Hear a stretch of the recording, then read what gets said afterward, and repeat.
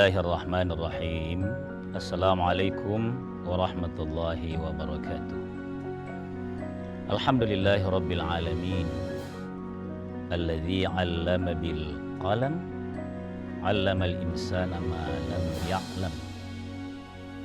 Asyhadu an la ilaha illallah wahdahu la syarikalah wa asyhadu anna Muhammadan abduhu wa rasuluh la nabiyya ba'dah.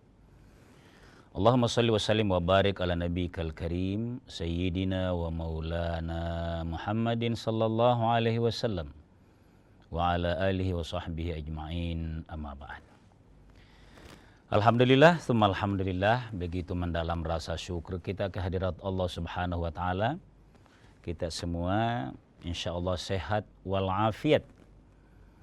Mudah-mudahan modal sehat ini memotivasi kita untuk beraktivitas pagi, melangkah ke profesi masing-masing, sukses, dan insya Allah bernilai ibadah di sisi Allah Subhanahu wa ta'ala. Salawat dan salam atas junjungan kita Nabi Allah Muhammad sallallahu alaihi wasallam. Pemirsa yang berbahagia, manusia hidup sudah menjadi fitrah bagi setiap kita untuk mencita-citakan kesuksesan, kesejahteraan, kemakmuran. Karena memang ini adalah hak setiap individu hamba Allah. Wasta'marakum fiha. Alam raya ini diciptakan oleh Allah untuk kita memakmurkannya.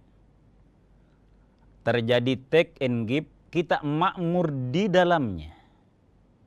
Jadi itu hak. Semua saja bercita-cita untuk makmur dan sejahtera. Pemirsa sekalian, tapi sebagai orang beragama, juga ada panduan cara mendapatkan cita-cita hidup kita itu, kemakmuran hidup itu, dan kesejahteraan itu ada tata tertibnya yang diatur juga oleh agama. Nah, pada prakteknya dalam kehidupan kita, nampaknya ada orang yang begitu mulus, sukses. Dia belajar, kelihatan ringan-ringan belajar. Tidak lama belajar, sukses, makmur, mudah aja kelihatan. Itu kelihatan. Sementara ada sebagian orang, saya tanda petik, punya perasaan kurang sukses. Maka dia menggunakan hal-hal yang kira-kira bisa dia sukses juga, makmur juga, atau sebaliknya terlindung dari hal-hal yang menyebabkan ia tidak sukses tadi itu. Di masyarakat kita kenal, ada sebagian orang menggunakan jimat. Jimat itu dia merasa ada sebuah motivasi dalam dirinya, ada sebuah keyakinan bahwa dia akan bisa survive, kuat, punya perlindungan kalau ada itu ajimat atau jimat atau azimat. Nah, karena hal ini pemirsa sekalian, kita mau lihat dulu bagaimana mahiyat tamaim atau ma huwa tamimah. Apa itu azimat atau jimat? Nah, saya mau jelaskan pemirsa sekalian. Kalau kita rumuskan apa yang terjadi di masyarakat, hal-hal yang dilekatkan pada tubuh keluarga, anakkah, hal-hal lain yang bisa dua hal, melindungi dari mara bahaya atau melahirkan kesuksesan, kita sebut dengan jimat tadi.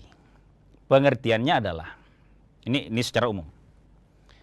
Jimat itu adalah sesuatu benda yang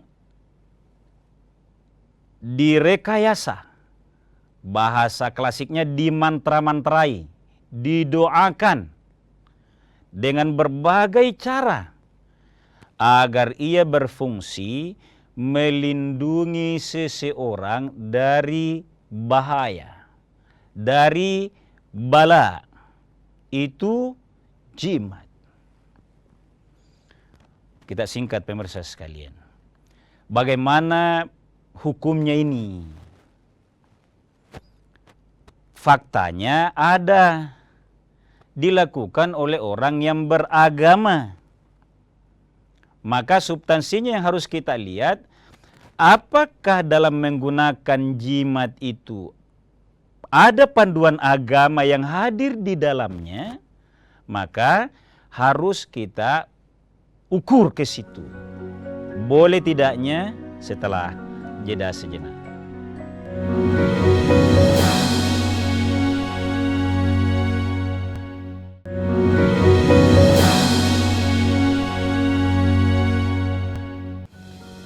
Pemirsa sekalian kaum muslimin yang dimuliakan oleh Allah Subhanahu wa taala, jadi fenomena yang sering kita dengar ini menggunakan sesuatu benda yang dihadapkan kepada orang yang kita anggap tahu, kita makmum ke situ untuk menolak bala pakai jimat ini, adalah sesuatu yang harus diukur kepada rasio sebenarnya. Rasio dalam hal ini adalah tauhid. Nah, saya mau baca dulu lebih awal hadisnya pemirsa sekalian, karena dari sini kita bisa breakdown tentang penetapan hukumnya dalam agama. Nah, diriwayatkan dalam hadis Ibnu Mas'ud, Rasulullah SAW bersabda, innar ruqiyah atau innar ruqyah wat tamaim wat tiwalah syirkun. Saya tidak jelaskan dulu ini. Saya tekstual dulu. Bahwa sesungguhnya ruqyah itu wat tamaim dengan pakai jimat itu, wat tiwalah dengan tiwalah. Apa itu tiwala? Pelet. Ini juga sering ini ada ini. Syirkun. Itu teks aslinya hadis Nabi SAW. Diriwayatkan oleh Abu Dawud. Termasuk dari kutubus sittah. Yang kategori sahih. Bahwa ruqyah, jimat, pelet, bahasa tegasnya Nabi adalah syirik. Nah, ini harus pelan kita pemirsa sekalian. Apa itu ruqyah? Atau ru'yah orang bilang. Ru'yah adalah cara pengobatan yang ada prakteknya dari Nabi Sallallahu Alaihi Wasallam dengan bacaan-bacaan ayat-ayat Quran. Bahkan ada ayat tertentu, misalnya ayat kursi, hilang itu setan. Kenapa Nabi dalam sabdanya ini kelihatannya secara umum tidak boleh ruqyah? Sebenarnya tidak. Maksudnya Ustaz, karena praktek ruqyah itu, qi pakai qi ya. Kalau pakai hamzah itu ru'yah sama dengan melihat. Kalau ruqyah pakai qi, ruqyah. Dijelaskan sedetail itu pemirsa sekalian tabe. Jadi karena ada memang yang melakukan pengobatan itu, mengusir syaitan itu dengan bacaan Al-Quran, dengan disertai air. Itu ruqyah. Tapi perjalanan sejarah ada yang meniru cara Nabi. Kedengarannya juga baca Al-Quran. Tapi tidak dijaga praktek komunikasinya. Mungkin dia komersil berlebihan, bukan sekedar tolong-menolong. Yang kedua, tidak ada batasan antara laki-laki dan perempuan dalam mengobati. Makanya dewasa ini pemirsa, ruqyah atau ruqyah itu ada yang dipopulerkan dengan ruqyah syar'i. Kalau ini menggunakan ruqyah syar'i, maka perhatikan minimal saja dulu. Karena itu ruqyah seringkali tidak di lapangan terbuka, tidak di masjid terbuka, di dalam kamar. Kalau yang bersangkutan berani berdua laki-laki dengan perempuan pasiennya atau sebaliknya, bukan ruqyah syar'i. Nah, ini yang dimaksud sebenarnya. Kalau ruqyah yang dipraktekkan Nabi itu sangat terbuka. Bukan dengan cara lain. Nah, itu yang pertama. Yang kedua adalah tamaim. Tamaim adalah jimat. Jimat ini kalau kita menganggap bahwa ini benda ini atau cincin ini misalnya, atau kalung, karena lebih sering dikalungkan kepada generasi kita itu. Kalau itu yang kemudian dianggap oleh kita bahwa mujarab memantong ini, karama memantong ini benda. Buktinya itu anak saya sakit-sakitan kemarin. Misal nih, begitu dipakaikan ini, sembuh mencretnya. Kapan itu menjadi keyakinan bahwa itu juga penyebab? Ya, ayo perhatikan kalimatnya pemirsa sekalian. Kalau sudah ada kepercayaan ke jimat itu bahwa dia juga punya potensi, punya kekuatan, maka ini yang dikatakan syirik. Itu hadisnya tadi jelas sekali. Inna ruqyah wat tamaim wat tiwala syirkun. Nah, itu dua, saya jelaskan satu-satu yang pemirsa sekalian. Apa itu tiwala? Tiwala adalah pelet. Biasanya digunakan oleh seseorang untuk, mungkin niat awalnya baik. Mungkin. Apa maksudnya, Ustaz?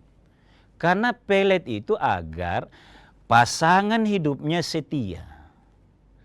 Tapi karena godaan syaitan masuk, kadangkala bukan dengan akhlak yang dibina, bukan dengan tanggung jawab kedua belah pihak yang dibina, saling ngerti, tapi dengan guna-guna.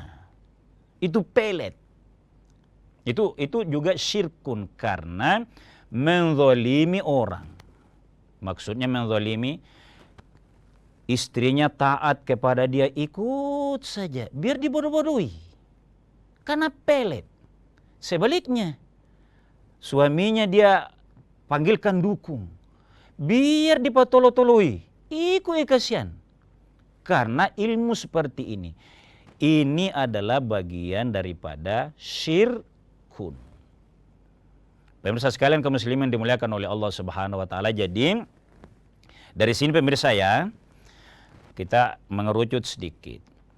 Ruqyah terbagi dua, syar'i dengan non syar'i. Saya sudah kasih kode tadi. Kalau dia tidak hati-hati antara jenis yang pasien dengan yang mengobati, misalnya berani berduaan, kurang syar'i itu. Hati-hati. Tamaim juga termasuk pelet ini.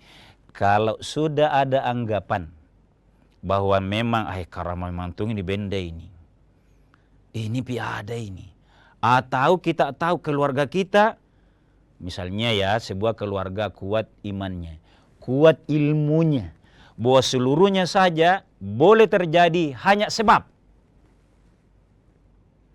pelet dengan tamaim tadi, itu hanya sebab. Kalau ini akan ditanggapi oleh yang melihat pasien kita dengan keluarganya, benda ini memantong, maka ini adalah syirik. Apa itu syirik pemirsa sekalian? Makanya hati-hati. Kita tahu inna syirka la zulmun azim, adalah kegelapan. kegelapan yang sangat nyata. Apa musyrik tadi ini Ustaz? Nah yang saya lihat, misalnya ada yang bertanya ini, Ustaz, kenapa berani bilang mendekati syirik? Nah itu ayat semua nih. Yang ditulis juga itu ayat itu. Nah, maksudnya begini pemirsa sekalian. Kalau dalam hati keyakinan kita sudah mulai ada sesuatu apa saja, termasuk dengan faktanya seakan-akan Al-Quran yang dia pakai, tapi kita anggap itu juga bagian dari sebab. Bagian dari sebab, itu harus jelas kalimatnya itu. Bagian dari sebab, artinya benda ini juga menjadi punya kekuatan sebab. Kalau bukan benda itu, tidak. Ini yang syirik. Kan ayatnya begini. Allah berfirman, "Wala in sa'altahum man khalaqas samawati wal ardh." Kalau kita tanya kepada mereka, siapa yang menciptakan langit dan bumi? La yaqulunna Allah. Dia masih berkata itu Allah semua yang ciptakan ini. Tetapi kalau ia ditimpa kebaikan atau ditimpa mudarat, dia anggap ada kekuatan lain selain Allah. Padahal kebaikan yang menimpa kita ataupun ujian yang menimpa kita, itu Allah punya tujuan. Bukan kebaikan ini sendiri dan bukan mudarat ini sendiri. Wah, ini memang agak sulit ini menjelaskannya. Tapi tidak masalah, kita lanjutkan setelah jeda sejenak.